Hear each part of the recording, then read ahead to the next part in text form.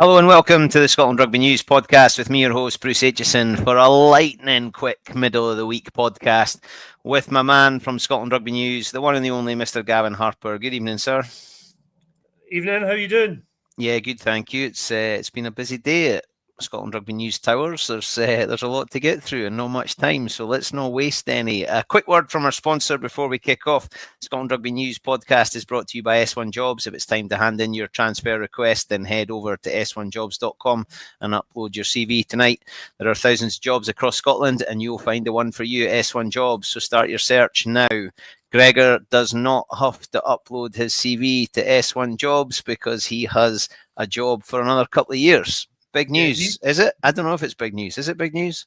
Yeah, look, I think it's the confirmation of the news that we probably expected before the summer tour, but was thrown in a little bit of doubt last week with the Newcastle Red Bulls speculation. I think Alex Williamson had indicated before the summer that they were minded to keep Gregor. That's clearly the route they've gone down. They talked a lot today, him and David Nucifora, about continuity and, you know, the team sort of building in the right direction. Look, everybody will have their thoughts, and Nucifora was open to, to that. I'm not convinced they are building in the right direction, but this is Gregor gets a go at a third World Cup, and look, that must be a significant weighting of the motivation for him to go again as well. To say people have got their views is possibly the greatest understatement I have ever heard from you, because I don't understand how and why these things work. Like we need to know. It's like when a signing's announced. It's not like it's announced at midday. It's not like the decision was made at 11:45. Right, let's put a post to. These things have been in the pipeline for a while. Timing is a strange thing, but the story, you were posting about it last night, saying Gregor's going to be extended. So today was just, I suppose, a bit of meat on the bone. But reading some comments on social media last night was priceless. Like I'm not even sure there's anybody in the middle. There's either Gregor must go or didn't be so daft. What else have we got? He's done really well. And and there is that, but I find it was put to David Nucifora today that is a 50-50 split. Now, I think broadly I understood the question. More kind of nuanced than that. I don't think that now is the case. I think it's probably 70-30 against, and I think it's a bit of an interesting call in that respect, because you're essentially saying, well, thanks very much for your money, but look, we understand the rugby better than you do. I don't know that Gregor will be able to win fans, certainly not all the fans that don't like him now, round in the next 2 years, and that might be something that he just has to deal with. And I've written something for tomorrow about what that might take, and I think it's probably the unachievable that we all want, a Six Nations title or a run really far in the World Cup. I just don't see it. I think social media is never the greatest barometer for anything real life. But I've been surprised at the scale of the comments against Gregor's contract renewal. And I suppose the flip side of that is that, the positivity from all the Glasgow fans who are absolutely delighted that Franco's staying at Scotstoun for a couple of years. Yeah, we'll get to Franco. The Gregor bit, longest serving Scotland coach, win percentage I think is higher than anybody else. He's a couple of percents above Vern, I think, is next in line, if I remember rightly. So and we're Scotland, a broken records, but yes, this is a good generation of players, but it's also a good generation of players for Ireland and France and the Springboks, and the All Blacks are not as outstanding as they were, but they're still a phenomenal team that we've only got close to once, and even then we kissed her sister. So it's not like we're. Yeah, I don't know. I don't actually know how I feel about it. But again, broken record. The next Scotland coach and probably the next Scotland coach after that are not going to be Scottish. Yeah, I think that's probably. Now that doesn't mean you keep the job just because you're Scottish. Like I'm not Nigel Farage, but I think it's important that, and I don't know if this is part of David Nucifora's remit, and maybe you can help me. And obviously, there's been a whole load of people announced today in roles that, I love that there's somebody in charge of nutrition. Jaffa cakes and pasta, lads, go for it. That's a field day with you and I. I'll collect my 120 grand a year or whatever I'm on. But I hope some of this planning, there's obviously the pathway that's always discussed about players, but seldom do we talk about a coaching pathway. Where is our next Scottish head coach coming from? And even, we spoke about Brian Eason. Is the next Scotland women's head coach Scottish? I think that's one of the things. And maybe that's not where we're going, but, Gregor is a Scottish coach who understands the game. Sorry, I cut you off there. That's okay. I was just going to say, I think the whole continuity part is really interesting, because I think, the news sort of started leaking out last night that Gregor had signed a new deal, Franco was going to stay, and there was some murmurings about possibly a new role for Al Kellick that we now know is head of performance pathways. I think the interesting part from today's press conference for me was, has there been any private conversations with Franco or anybody else about succession planning? And David Nucifora quite openly said, no, we don't have a long-term plan in mind. There is no guarantee that in 2027 Gregor steps down and Franco takes over. There is no guarantee that Gregor is the next performance director. Similarly, there is no guarantee Al Kellick becomes performance director. It's all still in the mix. And I think if you want to look at long-term success, there has to be that succession planning and that strategy of, like with Ireland, it was very obvious from very early on that Andy Farrell was going to be the guy who took over from Joe Schmidt, and probably Simon Easterby or Paul O'Connell will be the guy who takes over from Andy Farrell when he steps down. And I feel like that's a missed opportunity. I feel like Scottish Rugby could have said today, yeah, we know what we're doing till the next World Cup, and then we actually know what we're doing beyond that. Now, they might privately, but they're not willing to publicly say that. So yeah, we're a bit in the dark in terms of long term, but I think what it does probably put an end to is all the chat about, Gregor's future, Franco's future in the short term. We kind of know that, for the next couple of years, that's where we're at. And there'll be some players who are delighted, and there'll be other players who are going, okay. So, and I do wonder how that comes across when you're having contract negotiations. If you're, obviously, if Gregor is picking you and you've been part of his plans and your contract's up over the next 2 years, there's a high chance you're going to be renewed so that you can be kept in the system. The negative is there are boys who are obviously not in Gregor's plans.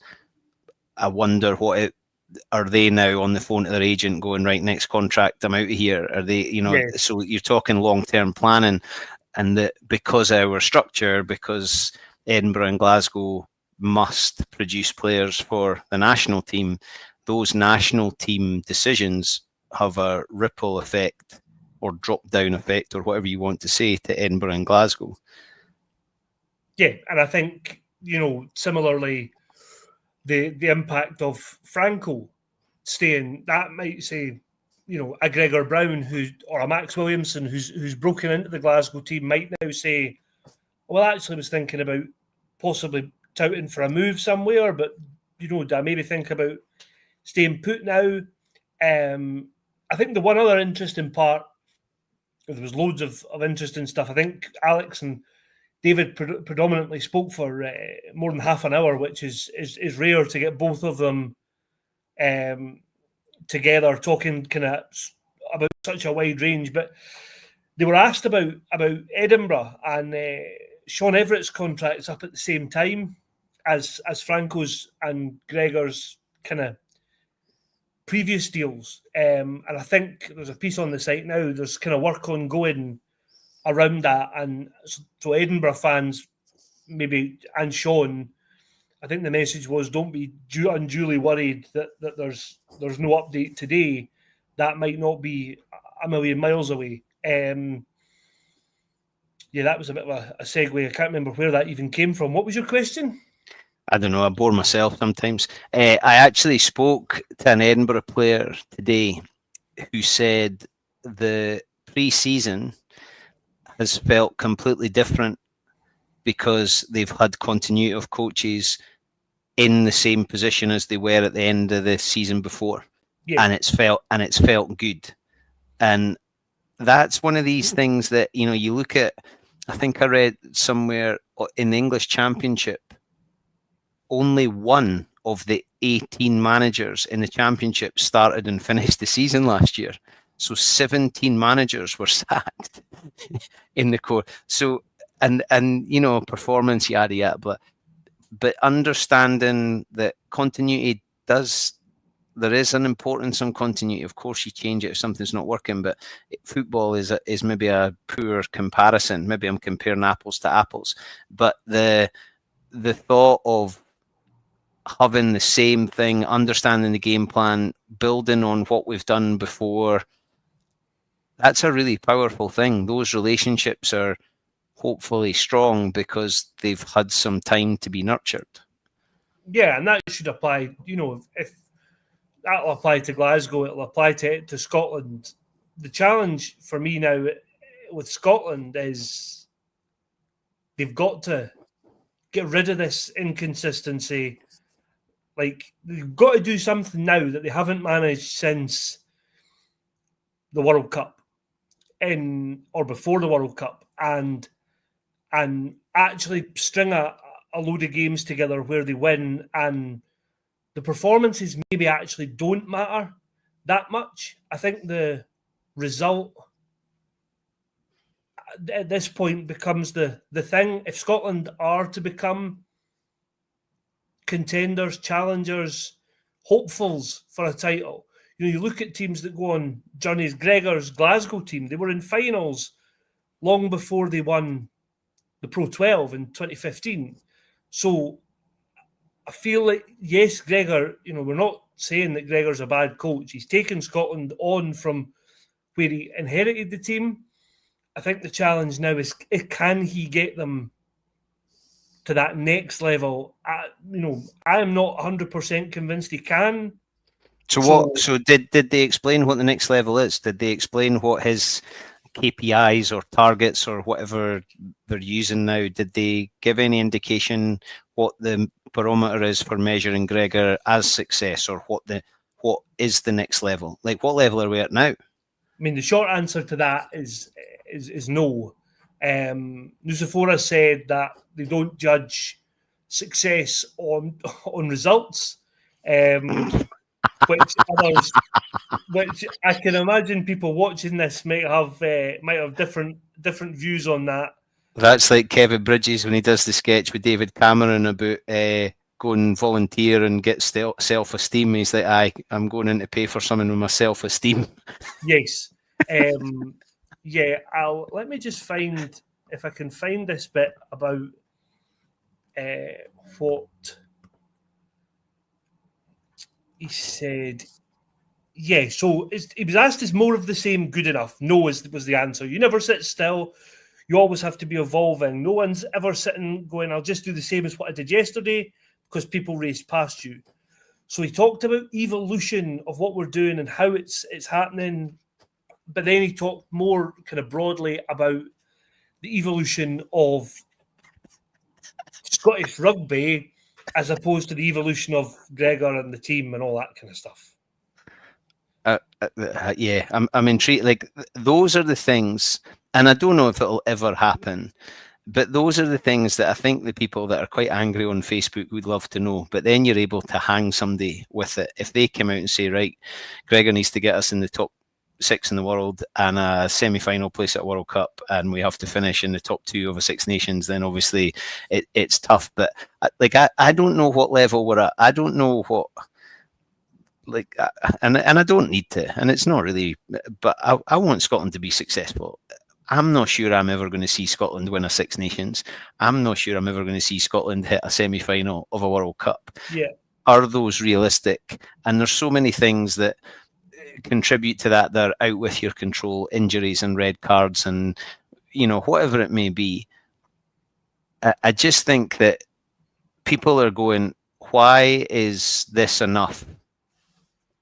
And the World Cup, people measure me on my World Cup performance. Well, or measure me in the league, but then results didn't matter. So what is the evolution? It can't be playing style, because everybody will tell you how wonderful Scotland are and great to watch, and we had however many backs in the British Lions squad and all those things. So I don't know what success is.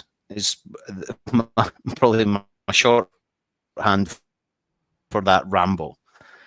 I think, I agree.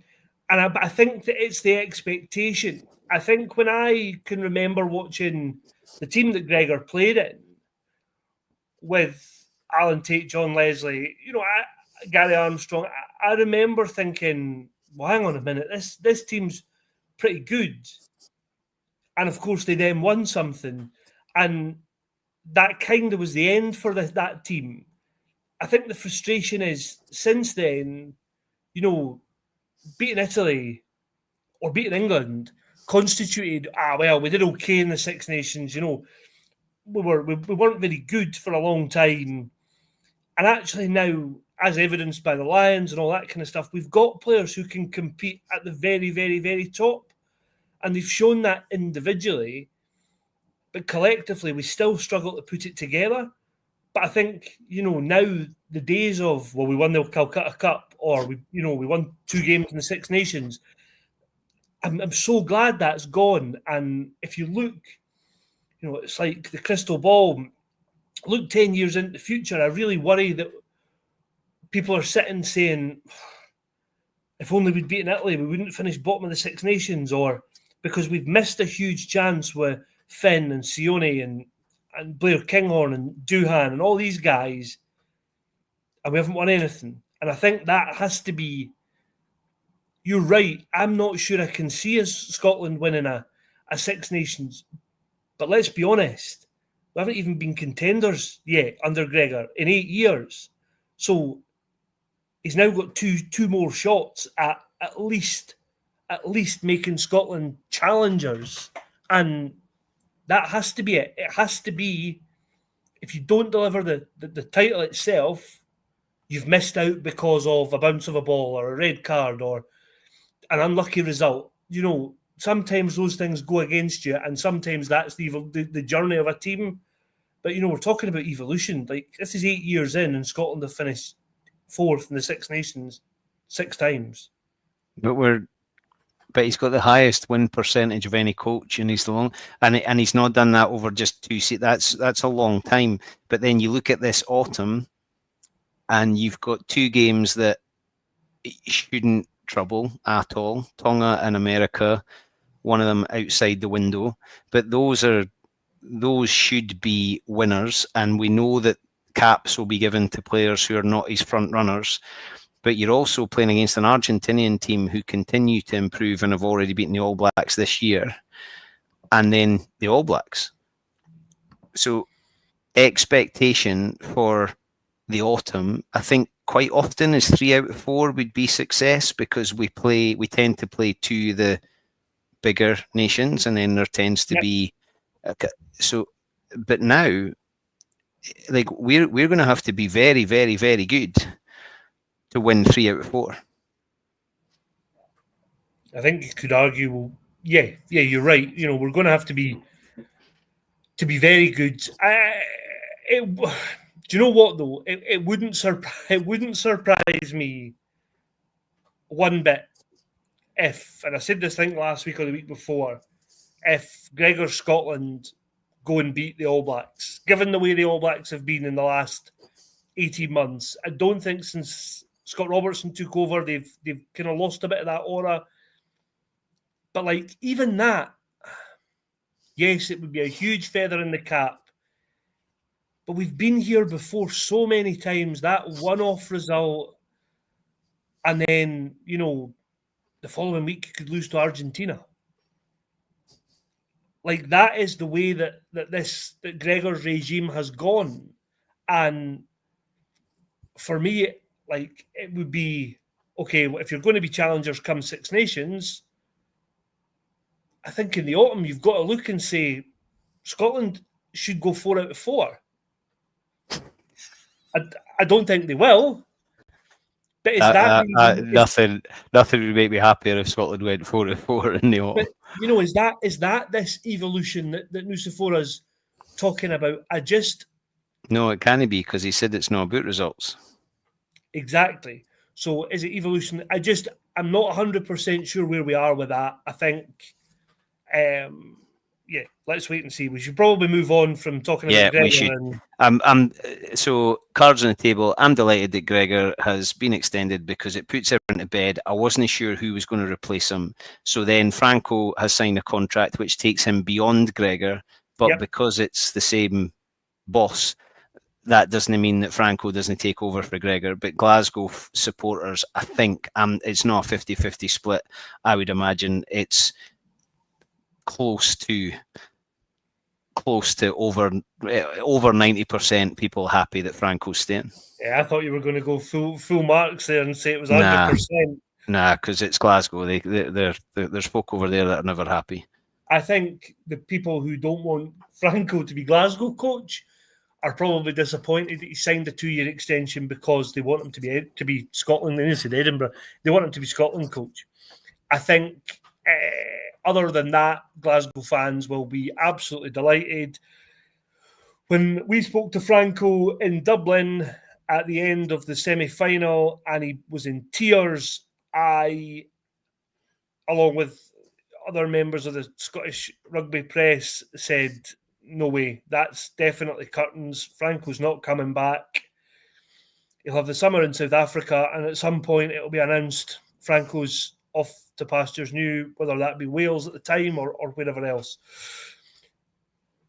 I think David Nucifora said today there wasn't a lot of kind of cajoling needed, and he talked about Franco being a bit emotional and wearing his heart on his sleeve, and that being a strength of his.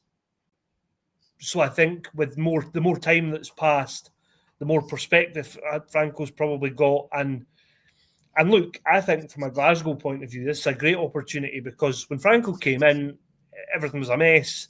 He turned it round in a couple of years, and they obviously won the URC, which I don't think anybody would have predicted, 2 years on from the debacle in Dublin.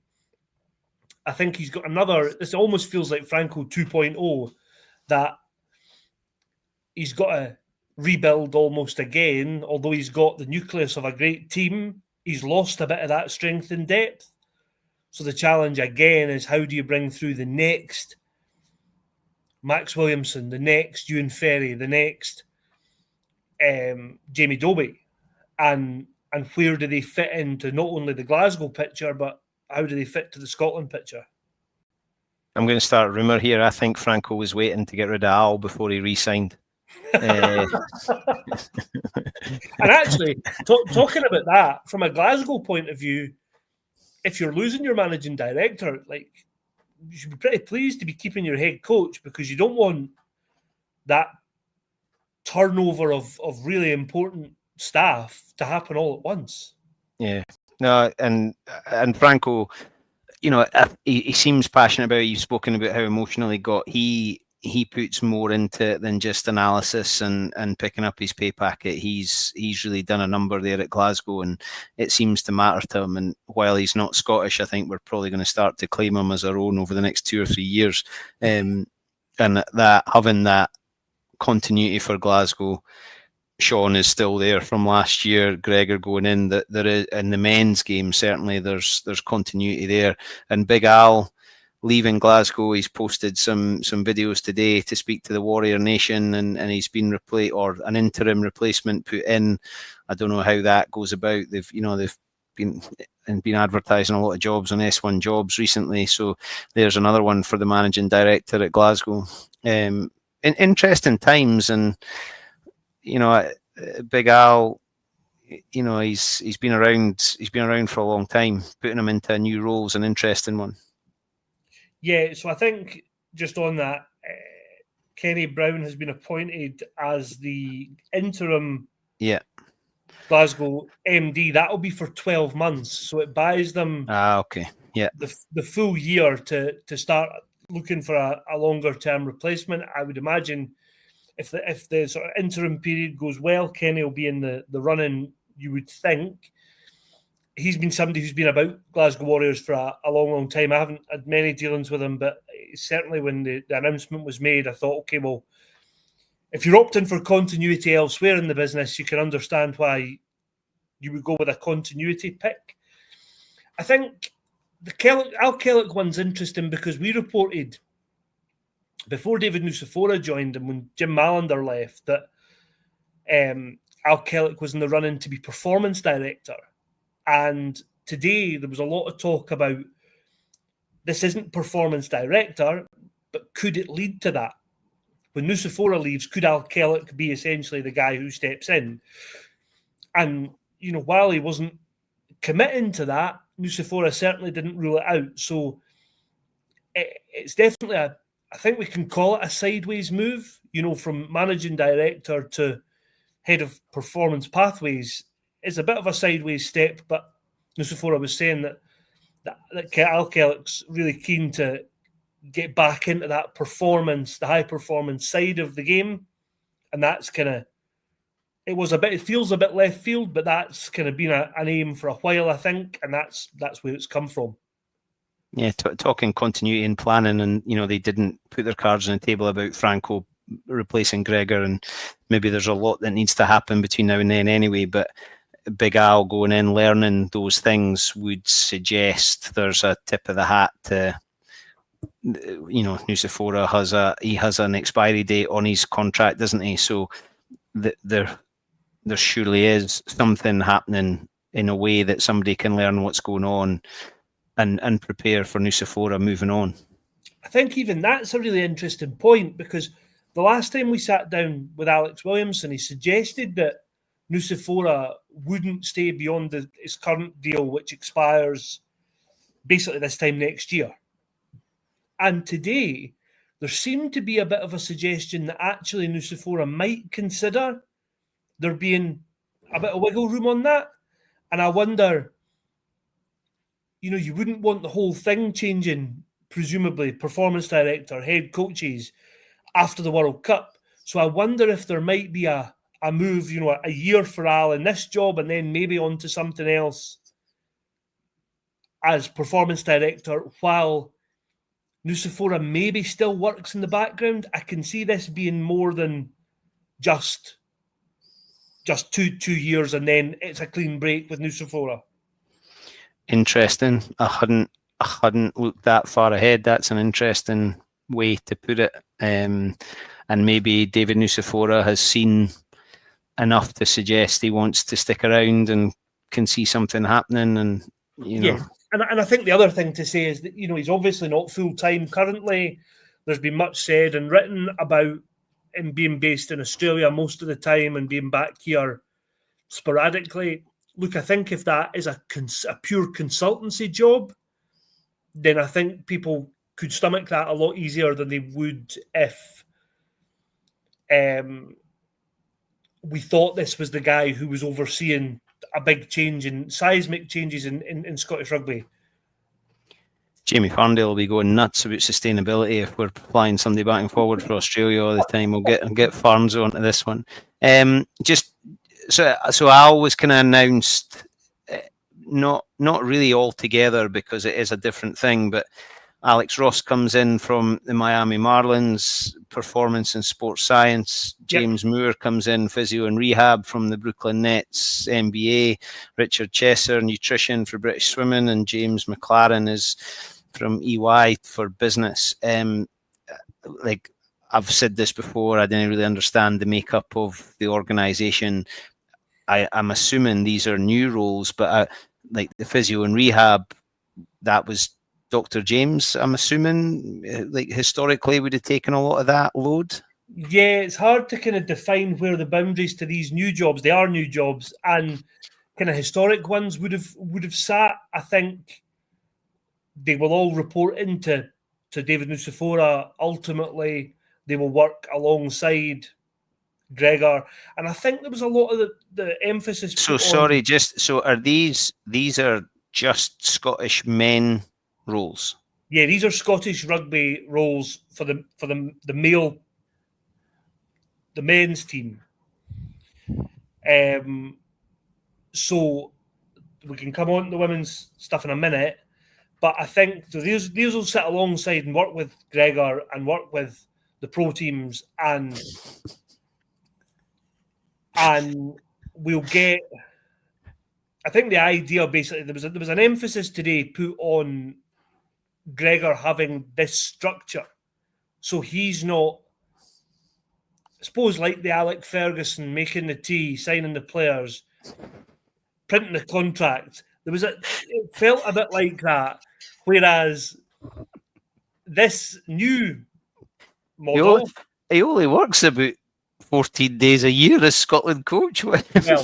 well, let me tell you that David Nucifora would have you believe that he was the man holding it all down, and this structure certainly gives Gregor a better chance of success. So yeah, let's wait and see.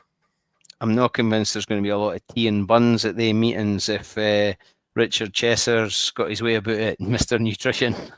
Yeah, I think they might be. They'll not be on the same diet as you and I. So I don't know I don't think this was discussed. I'm going to ask it, and by all means say to me no, and it's no important. None of them are on the average wage, are they? I mean, those are if you're leaving Major League Baseball, the NBA, you're coming here for a sizable salary. These are all full-time roles. Al Kellick, Alex Ross, James Moore, Richard Chesser, James McLaren. Those are all full-time roles that report into David Nucifora but work alongside Gregor and John DL and Pete Orne, and like that's a lot of people. Yes, it is. And that money, and they're not replacing people. And money has been mentioned as an issue over and over again. So back to like, how are they measured on performance? Like how is the nutritionist measured on performance? It's a really good question. I think to answer the point about salaries, yes, they will be significant. I don't have exact figures. We didn't discuss, the individual appointments. I think it's fair to assume that these will probably all, if not the vast majority, be six figures. Certainly, so even if they're $100,000 a year, Al, Alex, James, Richard, and James, that's $500,000 a year. Yep. To get a 23 out 9 times a year. So the response was, I think they'll have overarching roles within Scottish rugby that aren't just Scotland men. But the response when we asked Alex Williamson, how do you balance the books? Will you be making more redundancies? Was no, this is all factored into the way we forward forecasted the organisation. I'm going to read this because I think this is a fair point. 24-25 landed exactly where we'd anticipated. We've got a really clear picture of 25-26, obviously talking about the financial years. And my role is to determine where we invest and where we don't. High performance, in my view, given the size of our player pool and the importance of the quality of our rugby to long-term future, was absolutely right. The right investment to make. We brought David here for a reason. to solve some of the challenges. So we're backing that, and it doesn't mean there's going to be restructuring elsewhere. It's a constant management task to determine whether you invest and where you don't. And he goes on to talk about other areas they could invest, but that hopefully is the answer to the question, are they on significant salaries? I think we can say yes. Are more people going to have to go because we're bringing these people in? The answer from Scottish Rugby is no. Okay, I'm always intrigued, and everybody knows how much we love the '97 Lions when it was Jim Telfer, Ian McGeechan, James Robson, Dave McLean, Bones, the physio, and the analyst boy. And I know life's changed, and I can't hark back to that, but that feels like a lot of people who need to justify what they're doing, and where was that before? Like, yeah. Anyway, I can't fully understand it, but and even if they presented it to me, I'm not sure it would make sense. But I hope what it does is gives us results for it. What did you say? We're going to get 4 out of 4 in the autumn, right? Go for it. I don't know if they'll have made the dent in it by then, but winning covers up for so many things, doesn't it? You do well in the Six Nations next week and next year, and nobody's going to. But these things are easy to throw back if performance doesn't improve. I think just on that, there was mention of the Steve Tandy replacement, I believe. Yes, so obviously Steve Tandy now with Wales. I think what happened with the head coach obviously predicates what happens with any assistant. So I think the update there from David Nusifora is that they are working on getting a defence coach in, and hopefully there will be an update soon. Whether that's before or after the autumn, or whether it's before the autumn, wasn't very clear. But he was certainly hopeful that they would have somebody in the door. And the guess would be that somebody from outside, because they're not going to remove somebody from Glasgow or Edinburgh at this point.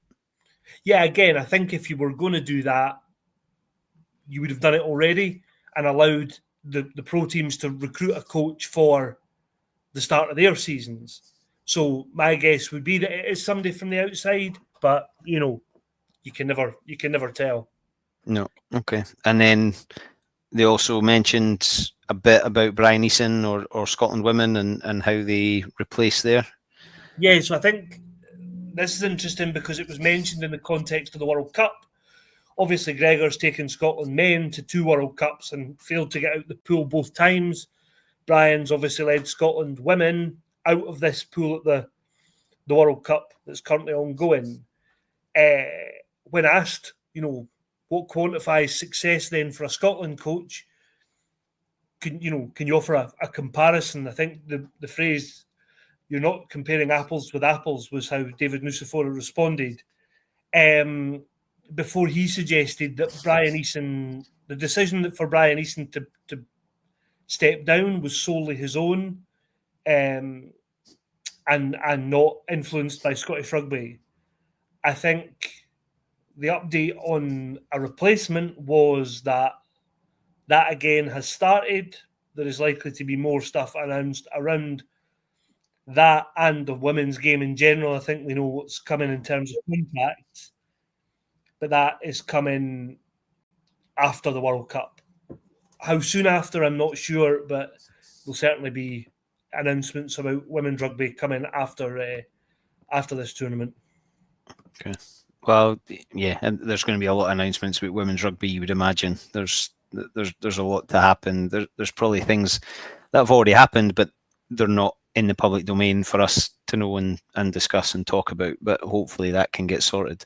Yeah. Wow, busy day at Murrayfield Towers today, but plenty for you to write about and loads for people to get chatting about. I think everybody's going to be happy when the rugby gets started.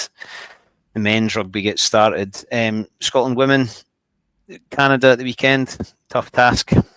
Yeah, really tough. I think, to be honest, I've heard a lot of positivity. I was really positive after the Wales game, less so probably at the start of this week.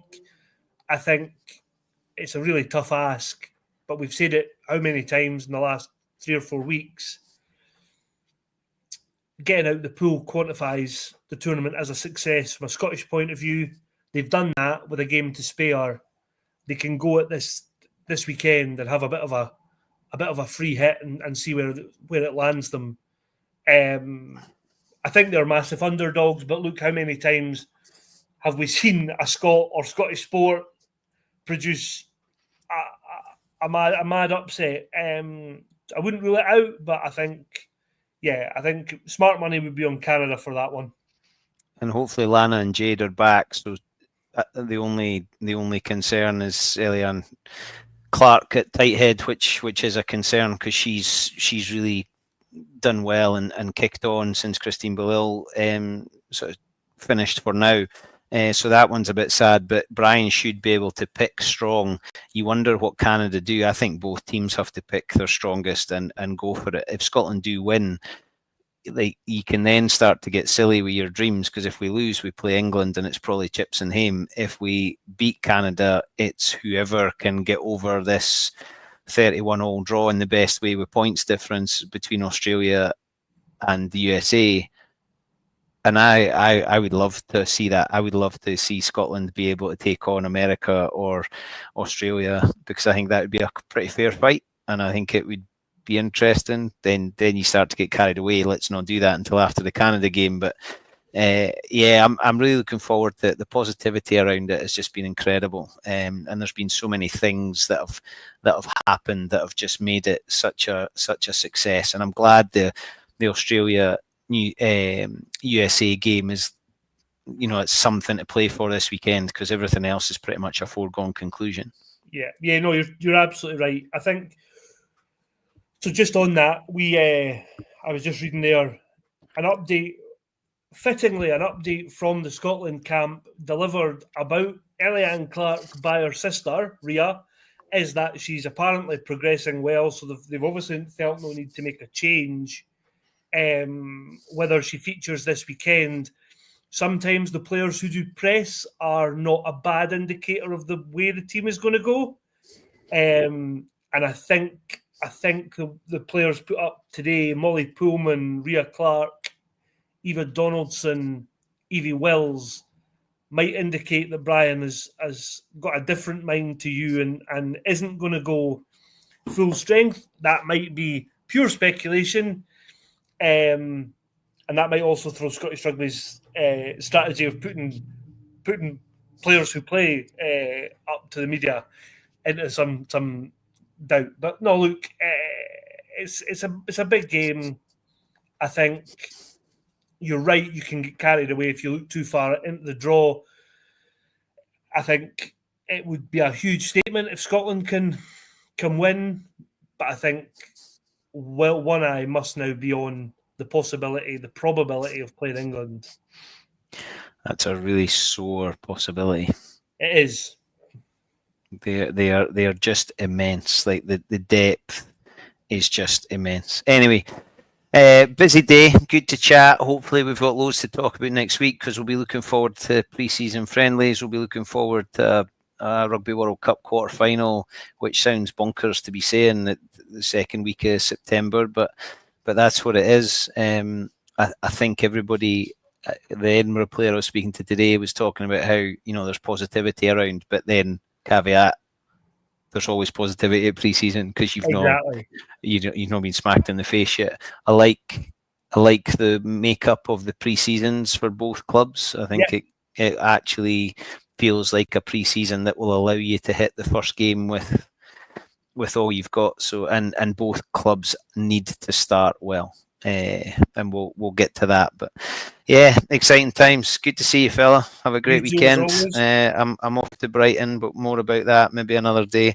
Final word from our sponsor. Scotland Rugby News has been brought to you by S1 Jobs. If it's time to hand in your transfer request, and head over to S1 Jobs now and upload your CV. There are thousands of jobs across Scotland. You'll find the one for you at s1jobs.com.